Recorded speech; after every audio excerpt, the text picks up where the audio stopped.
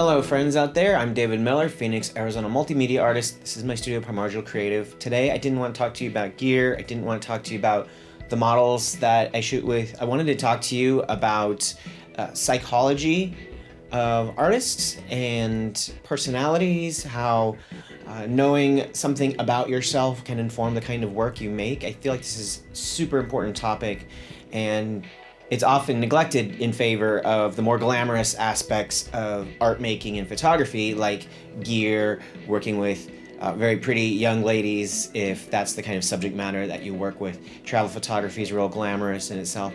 But I am a big fan of the Meyers-Briggs tests. They are based off of the work of psychologist Carl Jung. He has 16 basic personalities that most people fall into. Of course, we can change over the courses of our lives, but my basic personality type is the INFP.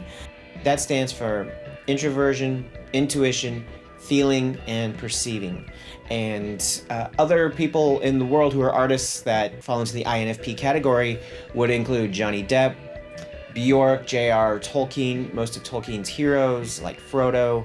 These are spontaneous people who are introverted, really into their own feelings and asking themselves, is what I'm doing correct? Am I doing the right thing? So INFP people develop really strong morals, and if we break those morals, we feel some sort of discomfort in our soul or some kind of physical pain almost.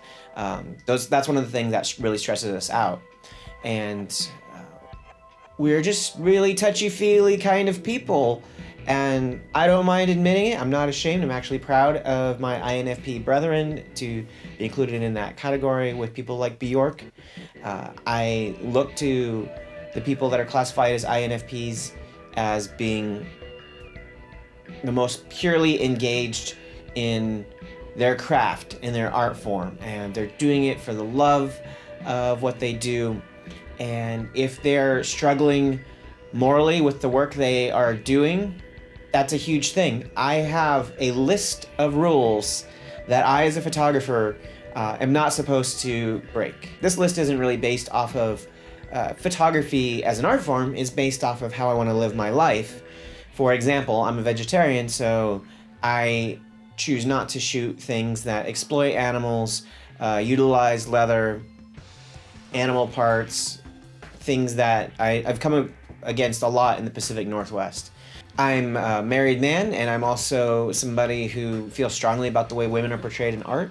So I don't want to do anything that's exploitive. I tend not to shoot girls on beds or in showers or in bathtubs. That's something that I have set up for myself to not put people, specifically women, but anybody, in these submissive positions or super sexually charged positions when I photograph them. I'm also not a fan of gun culture, so one of my rules has been no guns, no fake violence, no glorification of weaponry in my work. I bring up those specific rules because as an artist, to challenge myself, I have broken all of them. I have absolutely shot leather products this year. I have absolutely shot women in the bedroom or in kind of pseudo-sexual positions.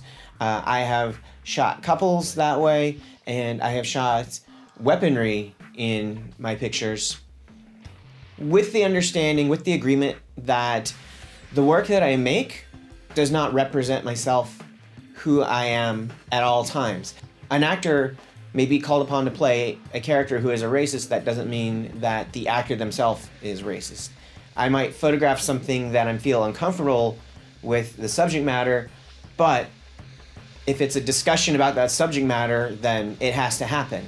Or if that's what I'm called upon to do as a job, I'll have to make some concessions, and sometimes that's just what you're called upon to do as a job. If you're a filmmaker and you are highly devoted to your wife, you still might be called upon to film a sex scene. It's just the way it goes. Other things I've kind of learned about myself as I delve into what the INFP personality means for other people is that I take a lot of things very personally, and I have a really hard time accepting criticism. Not because I think I'm 100% right, it's just that I don't like to fail people. That's part of the INFP personality.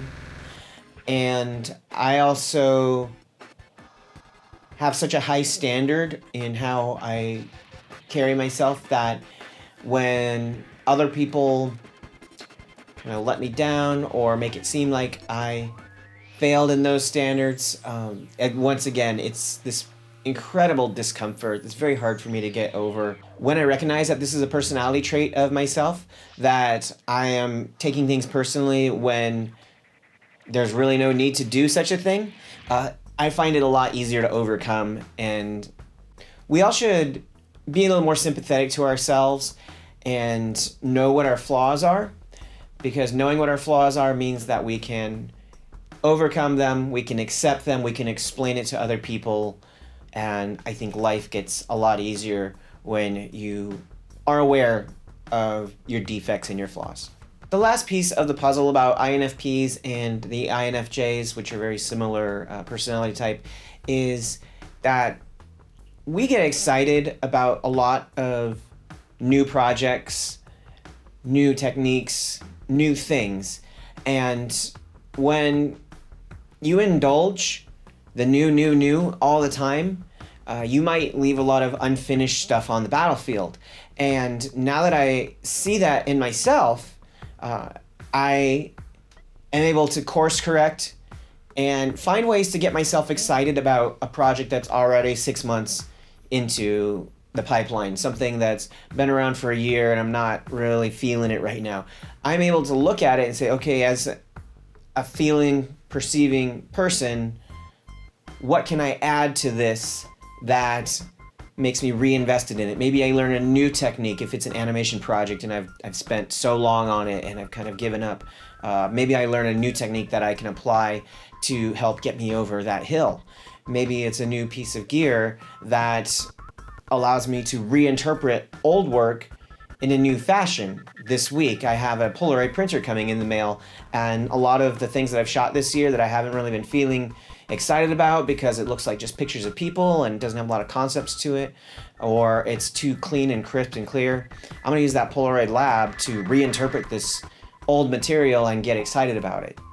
It's all about being able to ask, what do I, as the artist, need to stay creatively engaged, creatively fulfilled, have healthy relationships with other people? To me, that's what learning about personalities and your own personality type and other people's personality types is all about. And I have to say, now that I understand a little more about myself and my friends who have taken the personality test and told me they're INFJs or whatever, I understand 100% where they're coming from. The J's need a lot more of a plan than the P's need. So when I'm out doing model shoots with these people and they are starting to get confused and frustrated and they're like, what is the plan? I know that I have to have an answer for that. I can't just say, we're just going to feel it out. We're just going to be spontaneous. If you know your personality type, if you have found that learning some psychology about yourself helps inform your art, I would love to hear about it. Leave a message in the comments below. Talk to you next time.